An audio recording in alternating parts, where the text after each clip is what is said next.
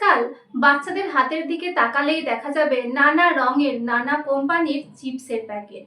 School যাবার পথে, school থেকে ফেরার পথে, টিফিন ব্রেকে বা যখন তখন এমনি এমনি বাচ্চারা এসব খেতে চাইছে, আর বাবা মায়েরাও ঝামেলা এড়াতে এগুলো তাদেরকে কিনে দিচ্ছেন। কিন্তু প্রশ্ন হলো, এই চিপসটা কি শুধুই মজা নাকি কোনো নীরব ঘাতক? চিপসে কি থাকে? চিপসে থাকে অতিরিক্ত লবণ, আর্টিফিশিয়াল ফ্লেভার, প্রচুর মশলা, রিফাইন্ড অয়েল, প্রিজারভেটিভ।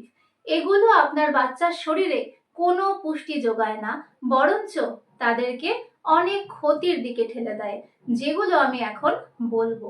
দ্রুত ওজন বাড়ায়, কারণ চিপসে ক্যালোরি থাকে বেশি। খিদে নষ্ট করে দেয়, তাই বাচ্চারা বাড়ির বানানো ডাল, সবজি, মাছ খেতে চায় না।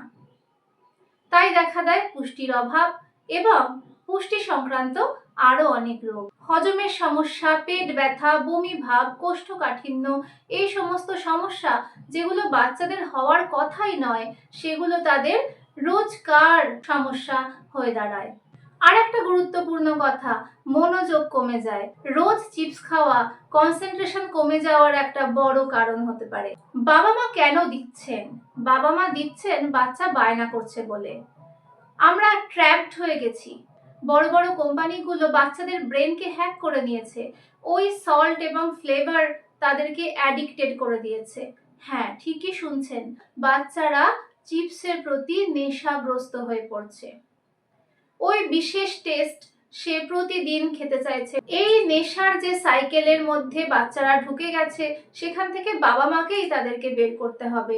তাদেরকে ওই টেস্টের অল্টারনেটিভ কোনো টেস্ট বাড়িতে বানিয়ে দিতে হবে, বকাবকি করে নয়, বরং ভালোবাসার সাথে বুঝিয়ে এবং নিজে একটু রান্নাঘরে সময় দিয়ে। দোকানে দোকানে প্রচুর রং বেরঙের চিপসের প্যাকেট ঝোলানো থাকে বাইরে, যাতে করে বাচ্চারা সহজেই সেটা দেখতে পায় এবং বায়না করতে পারে।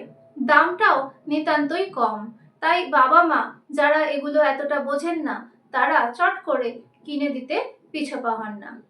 তারা হয়তো জানেনও না যে নিজের হাতে নিজেরই পয়সায় বাচ্চাকে বিষ খাইয়ে দিচ্ছেন। হ্যাঁ, ঠিকই বলছি, কারণ এই খাবারগুলো প্রতিদিন খেলে শরীরে বিষের মতোই কাজ করে।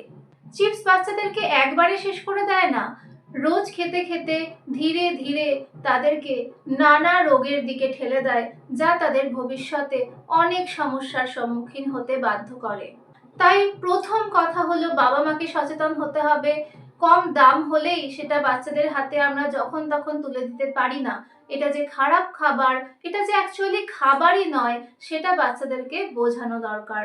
আর তার আগে অবশ্যই নিজেরা বোঝা দরকার।